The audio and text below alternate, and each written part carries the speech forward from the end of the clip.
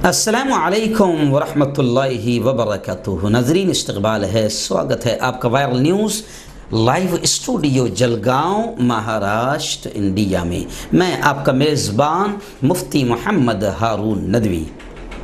आइए, prime news में एक बहुत ही चौंकाने वाली खबर, बल्कि मैं समझता हूं कि बड़ी शर्मनाक खबर पर आज हम नज़र डालते हैं।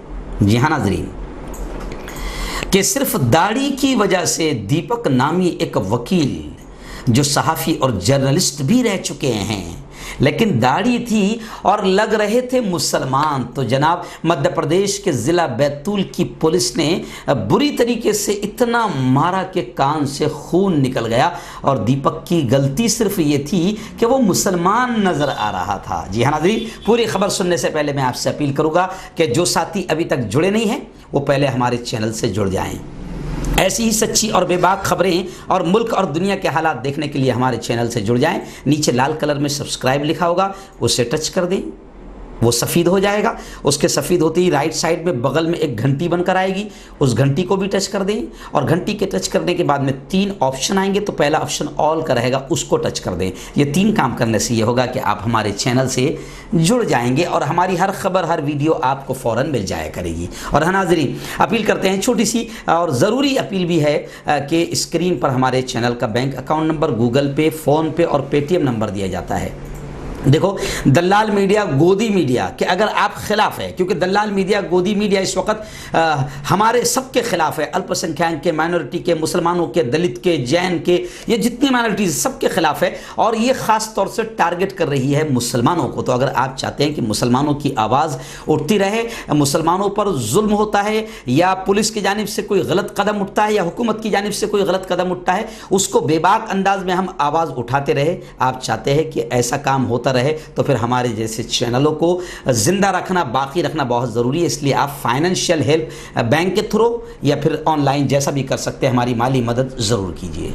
जी नाज़रीन, मध्य प्रदेश के बैतूल से बड़ा शर्मनाक और तशवीशनाक मामला सामने आया है, जो यूँ समझिए कि समाज में मौजूद मुसलमानों के खिलाफ कितनी घटिया जहनियत है पुलिस डिपार्टमेंट में कुछ लोगों की। मैं बार बार इस चीज़ को कहता हूँ, मैं हर बार इस चीज़ को कहता हूँ। जब अहमदाबाद में पुलिस वालों ने पीटा एक मुसलमान जवान को, और कई जगहों पर से जब पीटने के वाक़ आता है, तो जनाब मुसलमान देखकर ऐसा मारा जा रहा था जैसे किसी आतंकवादी को भी नहीं मारा जाता है। जी हाँ, वजह क्या है? सिर्फ कि वो पहचाना गया टोपी से। वजह क्या है? वो पहचाना गया दाढ़ी से। वजह क्या है? पहचाना गया लिबास से। और जब हमारे मुल्क का वज़ीर आज़म खुद कहता है कि लिबास से पहचाने जाते हैं, जी हाँ, इशारा जब हमारे मुल्क का वज़ीर आज़म करता है, इतनी घटिया ज़हनियत जब हमारे पीएम से चल रही है, तो उसके असरात फिर योगी पर भी आए हैं, उसके असरात जहाँ जहाँ भाजपा की हुकूमतें बनी हैं वहाँ आए हैं। और मैं अक्सर कहता हूँ कि पुलिस डिपार्टमेंट में भी 3-4% RSS और संघी जहन के और बदतरीन जहन के, घटिया जहन के पुलिस डिपार्टमेंट में भी है। जबकि पुलिस डिपार्टमेंट सुरक्षा करने के लिए होता है, धर्मनिरपेक्षता की सुरक्षा करता है, हिफाजत करता है। पुलिस डिपार्टमेंट में ये घटिया और गंदगी नहीं होना चाहिए। लेकिन ये मध्य प्रदेश के बैतूल से एक मामला सामने आया कि 23 मार्च को दीपक बुंदेले नाम के एक वकील है, और वो सहाफ़ी और जर्नलिस्ट भी रह चुके हैं। दीपक बुंदेले नाम के वकील को रियासत की पुलिस ने बड़ी बेरहमी से पीटा। और कब पीटा? जब वो इलाज के लिए अस्पताल जा रहे थे। और 23 मार्च का वाक़या है, जबकि 23 मार्च को पूरी तरीके से लॉकडाउन नहीं हुआ था। 22 मार्च को जनता कर्फ्यू था और 24 मार्च से मुल्की पैमाने पर लॉकडाउन था। लेकिन अब ये साहब इलाज के लिए अस्पताल जा रहे थे। इनका कहना है, इन्होंने कहा है बाकायदा कि मैं 10-15 सालों से 15 वर्षों से शुगर का मरीज़ हूँ और ब्लड प्रेशर का मरीज़ हूँ। मुझे ऐसा लगा कि मेरी तबीयत ख़राब हो रही है, तो मैं अस्पताल पहुँचकर कुछ ज़रूरी दवाएं ले लूँ। तो ये कहते हैं कि 5 से 6 के बीच शाम में मैं अस्पताल के लिए निकला। लेकिन अस्पताल को निकलते वक्त 23 मार्च को मुझे पुलिस ने रोका और बुरी तरीके से पीटा। इतना पीटा कि मेरे कान से खून जारी हो गया। बुंदेले कहते हैं, दीपक वकील साहब कहते हैं कि मैंने समझाने की उन्हें कोशिश की कि मैं दवाइयाँ लेना मुझे बहुत ज़रूरी है, लेकिन एक बात मेरी नहीं सुनी और मुझे मारना पीटना शुरू कर दिया। और फिर जब मैंने कहा कि देखो ये मारना गैर कानूनी है। आप मुझे 188 के तहत मुझे गिरफ्तार कर लीजिए, हिरासत में ले लीजिए। बस ये सुनना था कि पुलिस एहलकार ने अपना आपा खो दिया। क्योंकि पुलिस वाले को जब कानून अपन बताओ ना तो अच्छा हमको कानून बता रहा है, यानी तुम कानून की धज्जियां उड़ा सकते हो, तुम कानून की माभेन कर सकते हो, तुमको इजाजत है कानून तोड़ने की। तो पुलिस बुंदेले कहते कि जैसी मैंने कानून की बात करा कि आप मारने का आपको अधिकार नहीं, आप मुझे ले लो, हिरासत में ले लो 188 के तहत। तो बुंदेले कहते हैं कि बस वो तो आपे से बाहर आ गए और फिर उन्होंने गुस्से में कानून, हिंदुस्तान के, भारत के आईन को भी गाली देने लगे। और कुछ ही वक्त में कई पुलिस वाले आ गए और मुझे लाठी से बुरी तरह पीटना शुरू कर दिया। बुंदेले कहते हैं कि मामला इतना बड़ा कि फिर मैं अस्पताल जाने के लायक भी नहीं रहा। मैंने अपने दोस्त, अपने भाइयों को फ़ोन किया, फिर उसके बाद उन्होंने मुझे अस्पताल पहुंचाया। लेकिन इसके बाद दीपक ने जैसे ही कहा, वो कहते हैं कि जैसे मैंने कहा कि मैं वकील हूँ तो फिर लाठी रुक गई। जी हाँ, मैं अक्सर हमारे लोगों से भी कहता हूँ कि हम लोग केस नहीं करते हैं, हम लोग कानूनी मामला नहीं करते हैं। वकील हो, एसपी हो, डीएसपी हो, कोई भी हो, मंत्री हो, संतरी हो, अगर वो जुल्म करता है, ज्यादती करता है तो आप कानूनी तौर पर कार्रवाई करें, केस करें, कोर्ट जाएं। हम लोग क्या करते हैं, जानने दो कौन जाएगा और फालतू कौन टेंशन लेगा। ये हमारी सबसे बड़ी कमजोरी है। पुलिस वाले को भी मत छोड़ो अगर वो कानून के खिलाफ काम करता है, वो जुल्म करता है, वो अत्याचार करता है। आप कानून हाथ में मत लो, मगर कानून एक ऐसी चीज है कि फिर उससे पुलिस की वर्दी भी उतर सकती है और वो घर को भी बैठ सकता है। तो बुंदेले कहते हैं कि जैसे मैंने वकील कहा तो वो उन्होंने मारना छोड़ दिया। फिर पूरा वाक़या जनाब ये है कि फिर बुंदेले ने, जो वकील थे, उन्होंने बाकायदा एसपी, डीएसपी, रियासत के, मध्य प्रदेश के डीजीपी, सबके पास शिकायत दर्ज करवाई, यहाँ तक कि रियासत के वजीर आला, और फिर यही नहीं बल्कि ह्यूमन राइट्स, तमाम तरफ बाकायदा लेटर दिया। और फिर जनाब सरकारी हुक्काम पर दबाव ऐसा पड़ा कि बुंदेल दीपक वकील कहते हैं कि फिर ये लोग 17 मई को मेरे पास में मेरे घर पे आ गए। पहले तो बहुत कोशिश करते रहे, फ़ोन के ज़रिए से भी, फ़ोन पर भी इन्होंने बताया कि देखो हमने गलती से मारा है, एक्चुअल में हम आपको मुसलमान समझे थे। आ गई ना पुलिस के अंदर का जो संगी जहन है, जो बदमाशी है, जो मैं अक्सर कहता हूं कि 4-5% अंदर पतलोन में भी चड्डी छुपी हुई है, जो मुसलमानों के खिलाफ नफरत रखती है, संगी जहन है, आतंकी जहन है। मुसलमानों को देखकर आतंकवादी उन्हें समझ में आता है, भूल जाते हैं कि मुसलमानों ने क्या कुर्बानी दी है, भूल जाते, बल्कि मैं ये कहूं कि शायद भूल गए पुलिस वाले कि ये चड्डी पर से पैंट पर लाने वाला भी एक मुसलमान मंत्री था जिसने मेहनतें की थी और पैंट पर लाया था।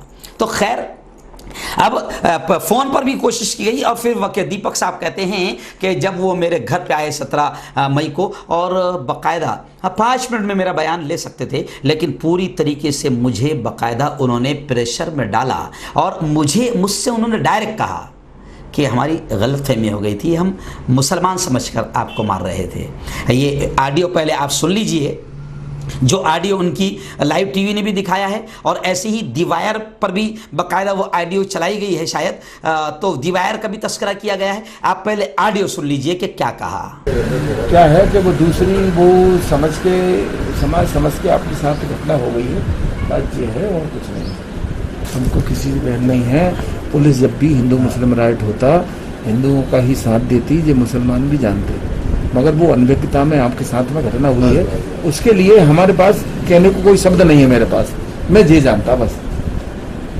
और जो भी आप नहीं, उस दिन ना हिंदू मुस्लिम राइट थे ना कुछ था, कुछ नहीं था उस दिन, नहीं है। वहाँ पे उनने 4-5 आपके पहले 3-4 ऐसी घटना हो चुकी थी जिससे पूरा वो परेशान थे, वो समझ गए जी गड़बड़ हो गया। तो क्या आप कह रहे हो मुसलमान समझ के मार दिया मुझे? हाँ, वो घटना हुई, क्योंकि वो हाँ, दाढ़ी तो मेरी कब से बड़ी है, कभी कटी नहीं है। वो इस कारण हिंदू क्या, जब हिंदू मुस्लिम राइट हुए हैं, जब पुलिस पकड़ के है हिंदुओं के पक्ष में ही। हाँ,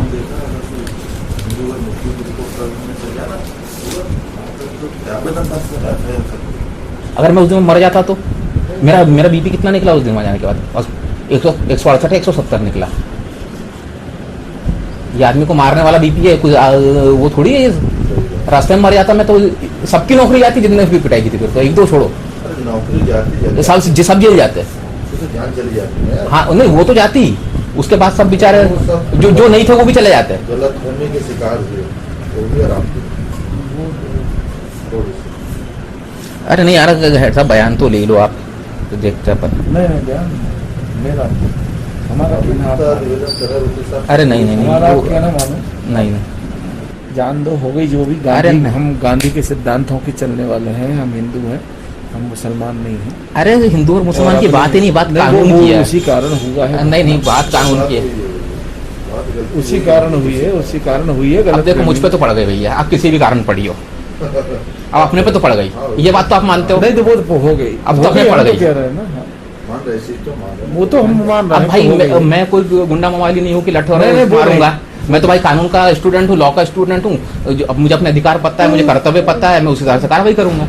जी हाँ नाज़रीन, आपने ऑडियो सुन लिया कि पुलिस का घटिया जहन के वो कह रहे हैं कि अगर हमने आपको दाढ़ी की वजह से मारा है, आप मुसलमान दिख रहे थे, यानी बदमाशी की इंतहा। देखो घटिया जहन पुलिस वालों का, आप देखो कि मुसलमान, इसलिए आप देखिए कि लॉकडाउन में भी बहुत सारे वाकयात पुलिस वालों के बदमाशी के ऐसे मिल रहे हैं कि मुसलमान देखकर ज्यादती हो रही है। मैंने रावेर फसाद के ताल्लुक से भी मैंने इस बात का तस्करा किया था कि रावेर में फसाद हुआ, अब कर्फ्यू लग गया, लेकिन कर्फ्यू में भी खास तौर से कुछ मुसलमान, कुछ पुलिस वाले मुसलमान देखकर ज्यादती कर रहे थे, मेरे अपने गांव में भी। इससे पहले 2000 आज से 8 साल पहले का फसाद भी था कि किस तरीके से मुसलमानों के मोहल्ले में मामला किया जाता है पुलिस की तरफ से। अभी अहमदाबाद का आपने वाकया देखा कि अहमदाबाद में पुलिस वाले मुसलमानों के घरों के सामने खड़ी हुई कारें, रिक्शा, टू व्हीलर तोड़ रहे हैं। तो आप बताइए कि पुलिस वालों को आखिर खड़ी हुई गाड़ियां मुसलमानों की तोड़ने का अधिकार किसने दिया? तो ये अधिकार नहीं है, मगर ये इनके जहनों में जो संघी जहन है, जो मुसलमानों के खिलाफ नफरत है, वो है। इसलिए मैं अपील करता हूं, बल्कि पूरा मुल्क आवाज उठाए कि ऐसे पुलिस वाले जहां भी ऐसी हरकत करते हुए नजर आए तो इनको पुलिस की वर्दी पहनने का अधिकार नहीं। ये मुल्क के दुश्मन है, ये मानवता के दुश्मन है। तो दीपक वकील साहब कहते हैं कि मुझे बाकायदा धमकी भी दी गई कि अगर प्रैक्टिस सही अंदाज में करना चाहते हो तो फिर करो, और अगर केस पीछे नहीं लिए, वापस नहीं लिए, तो फिर किसी न किसी तरीके से फंसा दिया जाएगा। तो ये पुलिस की गुंडागर्दी है, ये पुलिस की बदमाशी है। लेकिन इस वाक़े से मुझे ये पता चला, और मैं अब हिंदू भाइयों को भी कह रहा हूँ, मुसलमान के तो बहुत सारे मुसलमानों को तो हमने देखा कि वो दाढ़ी इसलिए नहीं रखते हैं कि वो कहते हैं कि मुफ्ती साहब हम लोग मार्केट में जाते हैं, बाज़ारों में घूमते हैं, हमारा कारोबार है, फिर हमको मुसलमान समझकर हमारे साथ नफरत की जाती है, इसलिए हम दाढ़ी नहीं रखते। लेकिन अब तो मैं कह रहा हूँ, हिंदू भाइयों से कह रहा हूँ कि भाई हिंदू भाइयों, आप भी दाढ़ी मत रखो, कोई ऐसा चीज़ मत पहनो जिससे आप मुसलमान लगें, वरना वकील साहब पीटे जा रहे हैं पुलिस के हाथों से, तो आप कौन हैं? तो ये बड़ी घटिया मानसिकता वर्दी में छुप गई है, और वर्दी में छुपी हुई है। जब तक कि ऐसे घटिया पुलिस वालों पर कार्रवाई नहीं की जाएगी और इनकी वर्दी उतारी नहीं जाएगी, तब तक के मुल्क में यूँ समझिए कि विकास नहीं हो सकता, मुल्क तरक्की पर नहीं आ सकता। क्योंकि हम लोग नफरतें मिटाने के लिए मेहनतें कर रहे हैं, और जब नफरतें मुहाफिजों में, जो सुरक्षा कर्मी हैं, उनके दिमाग में, उनके दिल में अगर नफरतें छुपी हुई है, और पैंट के अंदर और कुर्ते के अंदर और टोपी के अंदर संगी जहन छुपा हुआ है, तो ऐसे लोग क्या मुल्क की हिफाजत करेंगे? बल्कि मैं भूल गया था, वो पुलिस वाला दीपक वकील साहब से ये भी कह रहा है कि आप देखो, दंगे भी जब होते हैं ना, फसादात भी जब होते हैं, तो हम हिंदुओं का सपोर्ट करते हैं, हमारे अंदर जो हिंदुत्व है ना, हम हिंदू है, हमको माफ़ कर दो, आप केस वापस ले लो, हम हिंदू है और तुम भी हिंदू हो। हम दंगे में भी मुसलमानों को मारते हैं, मुसलमानों पर जुल्म करते हैं, हम हिंदुओं को नहीं मारते हैं। तो आप हिंदुओं का आप हमको माफ़ नहीं कर रहे हैं तो आप अंदाज़ा लगाए कि फिर क्या होगा इस मुल्क का। यानी क्लियर पुलिस वाले ने बता दिया कि हम दंगों में भी मुसलमानों पर जुल्म करते हैं, फसाद में भी मुसलमानों को मारते हैं। खैर, मैं इतना ही कहूँगा कि तमाम मुल्क में माइनॉरिटीज़ भी जो है, इन्होंने डरना छोड़ देना चाहिए। कोई वर्दी का डर नहीं, अगर कानून के खिलाफ काम करता है, जुल्म करता है, तो उस वर्दी वाले पर भी आप, अगर नीचे केस नहीं हो रहा तो आप हाई कोर्ट जाइए, सुप्रीम कोर्ट जाइए, जमीयत उलमा से कहिए कि हम पर ये जुल्म हुआ है, लेकिन आप पीछे मत हटिए। मसला ये होता है कि हम बुज़दिल है, जाने दो, कौन करेगा कोर्ट कचहरी, फिर कैसा होगा, बिल्कुल नहीं। जब तक कि हम लोग कानूनी लड़ाई लड़ना नहीं सीखेंगे, मैं बार बार कहता हूँ, जब तक कि हम कानूनी लड़ाई लड़ना नहीं सीखेंगे, तब तक के मसाइल हल नहीं होंगे। बस इतना ही कहूँगा कि अल्लाह ताला हमारे इस प्यारे मुल्क की ऐसे संघी जहन, ऐसे गंदे और घटिया जहन वाले जो पुलिस वाले हैं, इनसे भी अल्लाह ताला हमारे इस प्यारे मुल्क की हिफाजत फरमाएँ, तभी ये मुल्क तरक्की करेगा। आमीन।